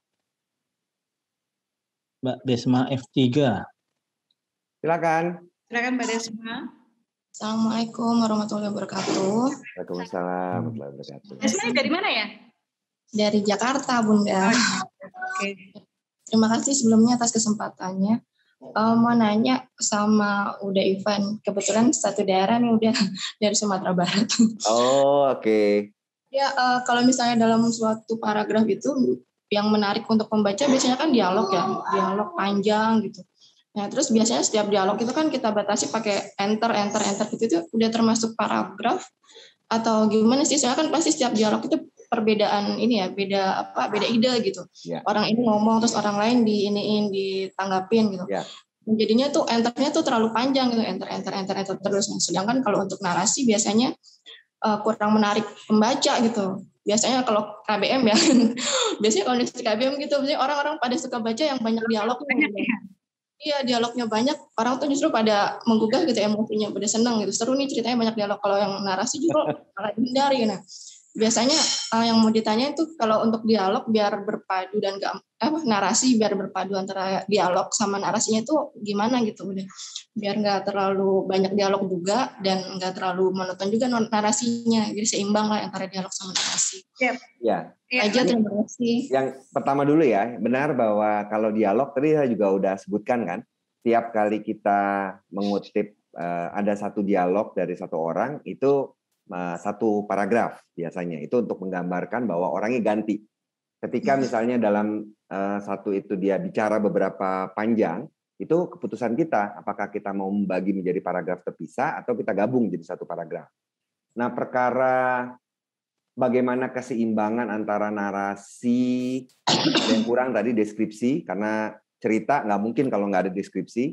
Keseimbangan antara narasi, deskripsi, dan dialog itu terus terang saya tidak bisa memberikan penilaian ya, karena lagi-lagi saya takut melanggar kepakaran saya karena saya sama sekali tidak jago bikin tulisan fiksi. Tapi dari apa yang saya pelajari di dalam penulisan fiksi itu kan ada konsep show not tell, tunjukkan jangan katakan. Tapi kadang-kadang katakan itu juga bisa berfungsi untuk mempercepat cerita. Kalau kita lihat dialog itu bikin cerita jadi lambat kan, karena orang mesti mengikuti tuh dialognya. Sebaliknya narasi membuat cerita itu bisa dipercepat, bisa 30 tahun kemudian, bisa kayak gitu kan tiba-tiba narasi. Jadi harusnya keduanya itu dipadukan dengan baik. Jadi saya pribadi, walaupun saya belum punya dasar ya, saya belum bisa bilang bahwa saya ini berdasarkan pengalaman, tapi paling tidak pernyataan bahwa dialoglah yang membuat suatu cerita itu menarik, saya kurang setuju. Karena menurut saya ketiga elemen tersebut, dialog, narasi, dan deskripsi, itu semua menyatu. Tuh. Itu mungkin Bunda Asma bisa menambahkan. Sepakat itu gitu, karena kita selalu bisa menikmati penggambaran, deskripsi yang diberikan seorang penulis gitu, metafor yang dia gunakan gitu kan, personifikasi yang dia lakukan gitu. Buat Asma itu bagian lain gitu. Jadi nggak selalu harus yang, kecuali memang dialognya tuh tektokannya memang enak gitu. Gitu. Ya. Lanjut Bro Bahrul. Ya. Oke, Mas Ervandi ya. Assalamualaikum warahmatullahi wabarakatuh. Waalaikumsalam. Saya akan menanyakan tentang masalah ini tentang masalah ketertarikan di dalam cerita atau novel. Soalnya seperti ini, terkadang saya pribadi ketika membaca novel itu kadang sering gagal untuk menyelesaikan suatu buku karena memang dalam perasaan saya itu tidak menarik terhadap perasaan saya itu. Tapi kadang kalau sudah novelnya itu titik komanya dan paragrafnya sudah tersusun dengan rapi, itu biasanya lebih giat untuk menyelesaikan buku tersebut. Nah, pertanyaannya apakah ketidakkonsistenan tadi ada konsistenan ini toko itu pakai kita atau Anda itu apakah juga berpengaruh? Maksudnya kalau diganti-ganti gitu loh. Apakah sudah sudut pandang maksudnya terhadap pembaca gitu loh, Pak. Ya. Ya. Hanya itu. Ya, terima kasih Mas Ervan. Terima kasih Mas Ervan. Ya itu sudut pandang ya yang saya bilang tadi. Pastilah itu kayak kita ngobrol dengan orang gitu. Kita ngobrol sebentar-sebentar kita tinggalnya, ya saya gini-gini, tapi aku bingung kan kita. Ini mau panggil saya, mau panggil aku gitu. Pasti bingung. Nah itulah kenapa butuh konsistensi tadi, konsistensi sudut pandang. Kemudian mengenai kerapian penulisan, ini pasti berpengaruh lah. Kayak misalnya ini sama kalau saya ibaratkan analogi lagi-lagi ya. Jadi analogi itu cara yang paling ampuh sebenarnya. Kalau kita analogikan dengan kita melihat orang aja. Ya walaupun terkesan seperti apa ya, cetek banget, tapi ketika kita melihat orang yang berpenampilan rapi, itu kan pasti kita juga lebih senang gitu melihatnya atau berinteraksi dengan dia. Demikian juga sewaktu kita membaca. Coba deh bedakan antara ketika baca, saya kebetulan juga suka buku fisik ya, saya sampai sekarang masih lebih suka buku fisik daripada buku elektronik, meskipun mau tidak mau harus sekarang mulai biasa. Tapi ketika kemasan buku itu enak, bagus gitu kan, rapi, nggak usah indah-indah banget lah, nggak usah pakai benang emas gitu, nggak usah. Tapi rapi, terus cetakannya juga teratur, itu kita jauh lebih nyaman untuk menikmatinya kan. Jadi menurut saya substansi itu memang perlu, tapi bungkus itu juga menentukan penerimaan orang. Ya, betul, sepakat udah. Kecuali mungkin kalau novel dan kemudian beda bab atau beda tokoh yang bicara ya udah ya gitu. Kalau tadi kan dalam satu tulisan gitu ya, tapi kalau beda tokoh yang bicara ya itu mungkin bisa penyesuaian ya, bisa dilakukan ya. Kalau itu kan wajar kalau beda tokoh kan, ada tokoh yang lebih suka menyebut dirinya saya, ada tokoh yang lebih suka menyebut dirinya aku. Asal jangan si saya tiba-tiba beraku gitu. Ya baik, udah waktunya bagaimana? Masih bisa satu lagi atau sudah? Boleh, tambah satu lagi. Silakan Bro Bahrul. Ya, Mbak Siti Jumriyati ya. Mungkin genapkan saja ya 3 orang, jadi satu sesi kita 3 orang. Kalau misalnya sudah habis waktunya baru kita selesai. Oke. Berarti bisa 3 lagi gitu maksudnya? Sekarang 3. Nanti kalau misalnya masih cukup waktu bisa 3 lagi. Kan saya janjinya sampai 20.30. Oke, aduh terima kasih udah. Ya silakan. Ya. Siapa nih? Assalamualaikum, udah Ivan. Assalamualaikum warahmatullahi wabarakatuh. Apa kabar? Selamat malam semua teman-teman. Udah mungkin saya pemula banget ya. Udah, cuman saya penggemar banget sama KBM, penulis-penulisnya, autor-autornya keren-keren. Pertanyaannya kayaknya saya juga berminat untuk masih sabang tulisan. Pertanyaannya saya, untuk menjadi penulis itu untuk pertama kali kan kita banyak nih tema mirip-mirip di luar sana. Untuk jadi patokan buat kita sebagai penulis pemula itu kayak gimana sih? Udah Bunda kayak gitu. Maksudnya untuk kita. Terus yang jadi ilustrasi itu misalnya kayak kan di dalam paragraf itu kan ada alurnya, alur maju mundur kadang-kadang. Itu bagaimana sih udah untuk mengaturnya supaya baik. Dalam paragraf 1 dengan paragraf yang lain itu ada maju mundur gitu ya. Oke. Ya, silakan. Kalau buat saya ya, ini bahkan saya sebagai orang yang jarang sekali membuat fiksi, satu hal yang sangat mudah saya buat adalah menceritakan hidup saya sendiri atau bagian dari hidup saya. Itu paling gampang. Seperti kemarin saya perlu membuat, jadi di perusahaan saya Narabahasa itu setiap 2 pekan sekali itu ada kewajiban untuk menulis sesuatu. Nah kebetulan bulan lalu kalau saya nggak salah itu temanya adalah tema menulis cerita. Jadi tidak boleh eksposisi. Wah saya bingung kan. Akhirnya yang saya lakukan apa? Saya menceritakan tentang ibu saya. Nah, saya cerita itu. Gampang sekali itu saya berapa? Saya mesti berhenti 800 kata karena padahal baru 1,5 jam. Ya karena saya tahu persis itu objek yang saya ceritakan, saya tahu persis. Bahkan waktu menulis itu kadang-kadang saya agak mengusap air mata karena sesuatu yang mengharukan buat saya. Nah, jadi paling gampang itu buat bagian kisah hidup kita. Nama bisa disamarkan, kan nama tinggal diganti. Paling nanti orang bertanya, ini cerita sendiri atau bukan? Ya, nah, mulai dari sana, itu paling gampang. Lalu mengenai alur, misalnya gini, ya tadi kan saya ambil potongan ketika ibu mertua saya itu mau meninggal. Nah, akan meninggal, bukan mau, akan meninggal. Beliau meninggal karena kanker. Ya, saya ambil potongan itu dari mulai beliau terdeteksi kanker sampai dengan beliau meninggal. Itu cuma kurang lebih 2 tahun lah. 2 tahun, jadi 800 kata. Saya yang jarang sekali menulis fiksi, bisa cerita kayak gitu buat saya luar biasa banget. Tapi ya saya melakukan itu karena saya tahu persis apa yang saya mau ceritakan. Ini yang menurut saya paling mudah dilakukan oleh penulis pemula. Ceritakanlah sesuatu yang memang kita alami. Kalau kesulitan untuk mengembangkan ide ya. Dan pola alamiah manusia ketika bercerita itu ya majulah. Kalau yang pola maju mundur itu udah pola lanjut. kita mulai aja dengan pola yang maju gitu. Seperti saya ceritakan dari mulai ibu mertua saya terdeteksi kanker, kemudian beliau berobat, mendapat kemo yang pertama, lalu berikutnya ya sampai kemudian beliau wafat, kan? Itu yang menurut saya paling gampang dilakukan oleh penulis pemula. Mungkin Bunda Asma mau menambahkan? Cukup, Pak Smakira, udah. Silakan Bro Baru untuk pertanyaan berikutnya. Ya, Mas Ica Noval. Ini ada yang nulis, aku susah kalau nulis cerita hidup sendiri, berimajinasi lebih nyaman. Berarti bagus tuh potensi. Ya bagus itu berarti. Silakan. Silakan Mas Iza, masih di ini tuh, di mute. Nyiapkan. Ini saya memperkenalkan padanan istilah mute ya. Klik oke dulu, Mas. Nah. Oke. Silakan. Silakan. Baik. Oke, baik, terima kasih Asma dan Uda Ivan. Ini udah lama nih mau bertanya sama Bunda sama Uda Ivan, tapi karena sesinya Uda Ivan, ke Uda Ivan dulu deh, karena spesialisasinya kan non fiksi nih.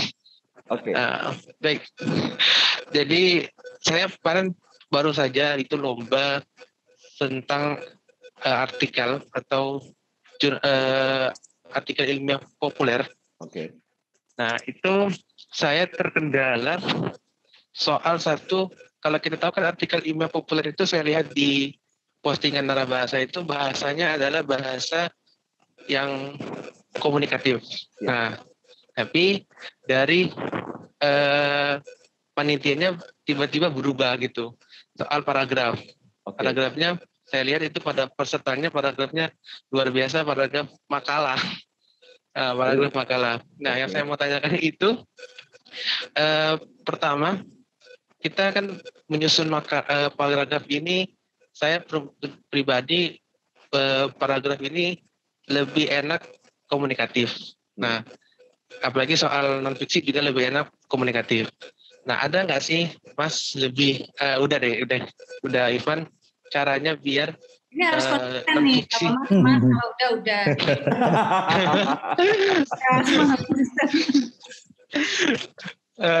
Bagaimana sih caranya gitu biar kita ini kan sebagai penulis fiksi tapi mau nulis non fiksi tapi tetap bisa gaya bahasanya tetap formal gitu, karena sering terbawa gitu, sering terbawa udah mencoba paragraf yang kaku formal gitu kan, tapi masih juga terbawa dengan gaya bahasa novel gitu. Caranya mungkin udah Ivan. Saya paham. Jadi kesulitannya ini kebalikan saya. Saya dari tadinya penulis non-fiksi, berusaha menulis fiksi, saya kesulitan untuk menggambarkan. Meskipun akhirnya berhasil ya. Kalau menurut saya sih, lintas bidang ini memang bukan hal yang mudah. Ini tidak akan bisa kita kuasai dalam waktu singkat.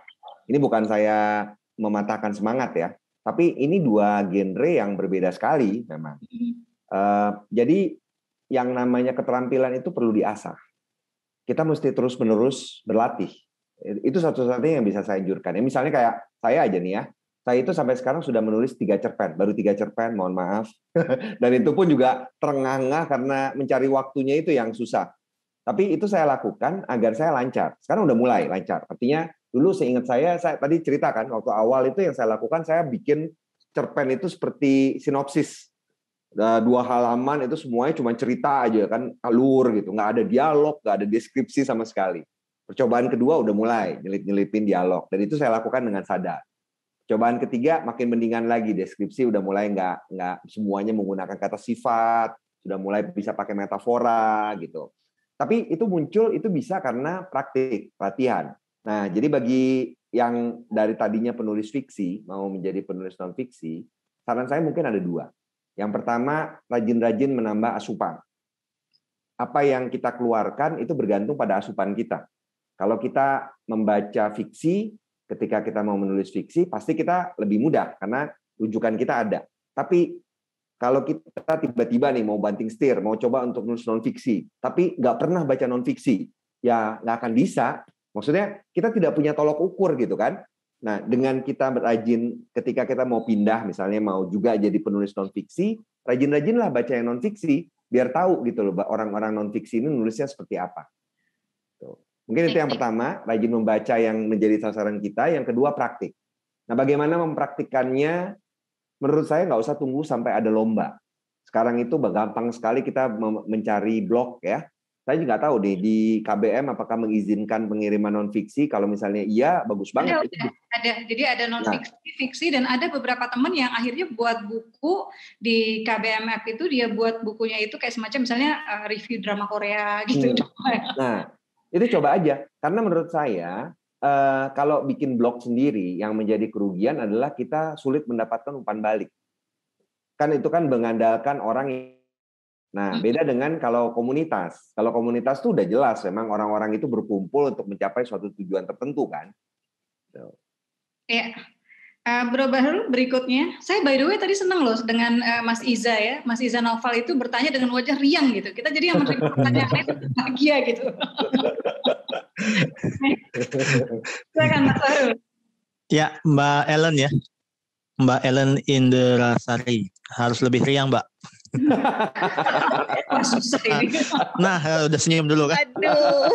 Oke, terima kasih atas waktu yang diberikan pada saya. Selamat malam Bu Asma Nadia, Bunda Asma Nadia, kemudian Bunda Ivan Lanin, salam sehat selalu, dan juga hostnya ya, Mas Hasan gitu. Ya, oke, pada kesempatan ini izinkan saya bertanya. Pengalaman yang saya tempa selama ini, Bang Ivan, terkait dengan mendidik anak-anak. Jadi, dan itu juga saya alami selaku siswa pula. Di mana kita dalam menyelesaikan sebuah paragraf, itu seringkali tidak tuntas, tidak satu padu bla bla bla bla, itu hanya sebatas teori selama ini. Itu yang terjadi di lapangan saat saya harus ngoreksi sekian banyak skripsi mahasiswa. Satu paragraf saja itu kadang udah kacau balau. Ini mau ngomong apa? Bagaimana solusinya? Nah, ini akhirnya saya tanyakan kepada Bang Ivan, yang mereka di mana mulai dari SD sampai dengan perguruan tinggi itu sebenarnya teori itu sudah berulang kali disampaikan, namun hanya pada tataran teori saja. Praktiknya ambyar, bahasa Jawanya begitu. Nah, mohon ini pencerahannya Bang Ivan biar mata kuliah MKU, mata kuliah umum bahasa Indonesia yang selama ini harus ditempuh sebagai mata kuliah wajib itu terpahami dan mereka lulus dengan membanggakan sebagai bahasa Indonesia itu tadi. Matur nuwun. Sebagai duta bahasa Indonesia. Baik, sama-sama. Udah. Oke. Saya itu bertahun-tahun kan berprofesi sebagai pemrogram komputer ya, dari lulus sampai sekitar tahun 2009. Setelah itu saya beralih profesi menjadi konsultan sampai 2019. Jadi saya termasuk orang yang setia di satu pekerjaan lama gitu ya. Nah, tahun 2019 saya keluar dari kemitraan ke partneran saya dengan, kalau konsultan itu biasanya bikin kantor bermitra dengan beberapa rekanan. Saya keluar karena saya gemes melihat klien-klien saya, pelanggan-pelanggan saya sewaktu mereka membuat laporan. Kok orang udah mengaku profesional, tapi tulisannya nggak bisa dibaca. Jadi saya melihat bahwa jangankan mahasiswa, orang yang sudah bekerja di kantor aja, nulisnya itu masih berantakan. Jadi saya tidak punya solusi bagi Mbak tadi. Itulah menyebabkan saya keluar dari kantor saya, dan saya ingin sekarang itu saya dengan bangga bilang bahwa saya bukan konsultan manajemen risiko, saya bukan pemrogram komputer, tapi saya guru bahasa Indonesia. Tapi buat pekerja profesional. Karena itu sasaran saya. Saya ingin mereka itu lebih terampil untuk menulis. Ini PR yang memang harus dikerjakan dan harus ada orang yang terjun ke sana. Itu yang saya lakukan. Nah, mengenai tadi kasus yang dihadapi, saya berpengalaman dari saya mulai lulus S2 saya 2012, saya diminta untuk membantu mengajar penulisan karya ilmiah di MTI UI, Magister Teknologi Informasi UI. Jadi sama, saya memeriksa karya tesis malah itu kan anak S2. Sama aja nasibnya.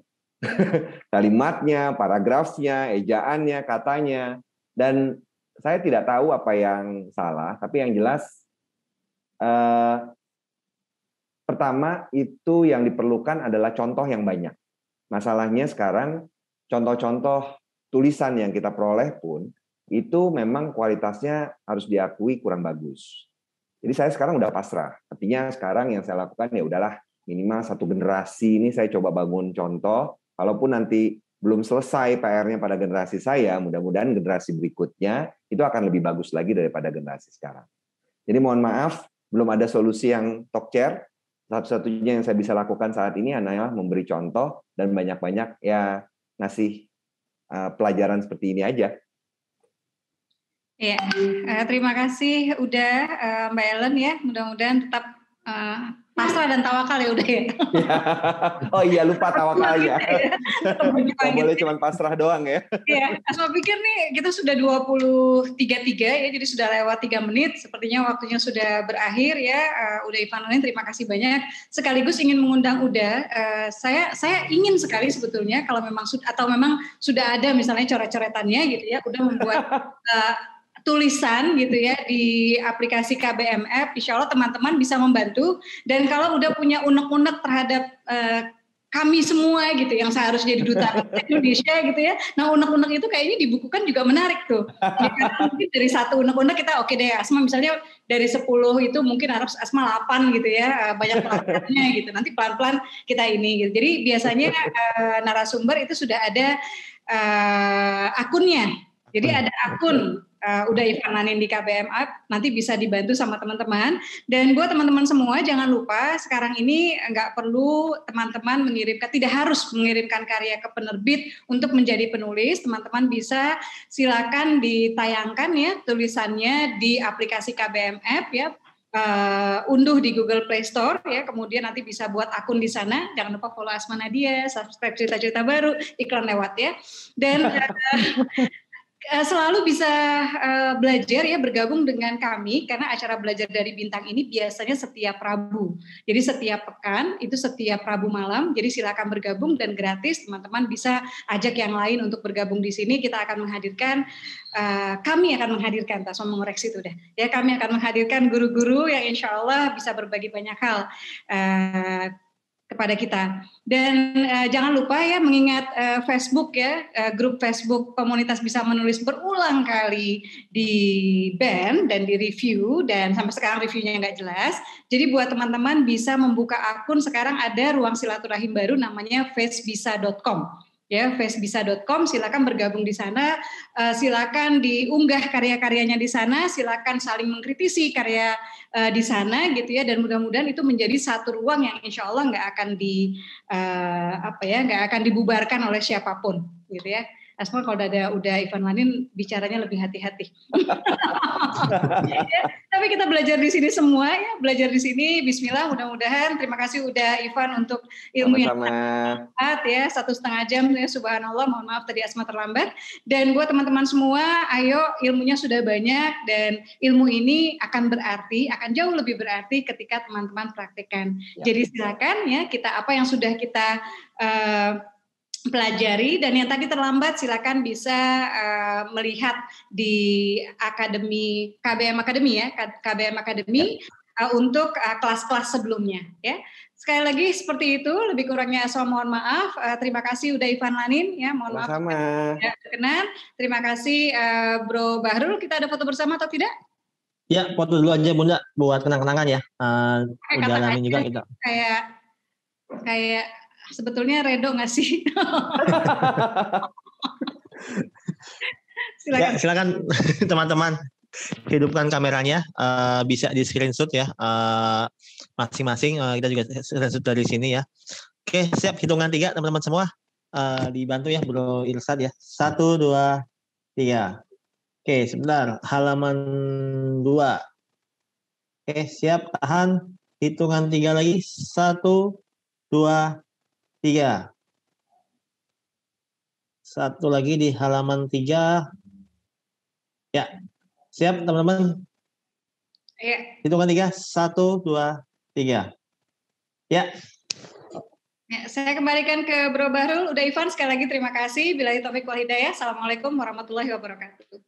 Waalaikumsalam warahmatullahi wabarakatuh. Waalaikumsalam warahmatullahi wabarakatuh. Ya. Sampai ketemu teman-teman. Ya, makasih udah Ivan ya dan juga Bunda Asma yang sudah membersama kita di malam hari ini ya. Luar biasa sekali ilmunya teman-teman, dan itu mudah-mudahan bisa menjadi bekal kita ya untuk bisa menghadirkan karya yang lebih baik lagi secara kepenulisan dan juga bahasa ya. Dan nggak usah khawatir ya bagi teman-teman tadi yang sempat terlambat untuk ikut hadir ya. Karena nanti setelah pasca editing akan kita upload juga di KBM Academy di aplikasi KBM App ya. Jadi di menu keempat paling bawah ada Academy, bisa diklik ya. Kemudian yang tulisan hijau itu ada start dan itu bisa digeser ke ujung sebelah kanan, ada belajar dari bintang ya. Jadi di situ bisa teman-teman klik, semua video nanti akan hadir di situ semua, bisa teman-teman pelajari kembali secara gratis ya. Jadi pastikan install dan juga hadir di setiap hari Rabu malam Kamis ya, rutinnya untuk bisa belajar dan bertanya langsung dengan pembicara yang kita sediakan. Itu ya teman-teman, tetap semangat dan terus produktif menghasilkan karya yang positif. Mudah-mudahan juga kita bisa menghadirkan salah satu karya tulis yang bisa bermanfaat untuk di kemudian hari. Itu saja dari kami teman-teman semua. Mohon maaf apabila ada yang kurang dari kami ya selaku penyelenggara ya, dan pastikan juga nanti bisa undang teman-teman yang lainnya bisa join di Rabu malam Kamis di program Belajar dari Bintang. Sekian aja, kita tutup dengan hamdalah. Alhamdulillahirrahmanirrahim, dan doa akhir majelis, subhanakallahumma wa bihamdika asyhadu an la ilaha illa anta astaghfiruka wa atubu ilaik. Terima kasih semuanya. Assalamualaikum warahmatullahi wabarakatuh.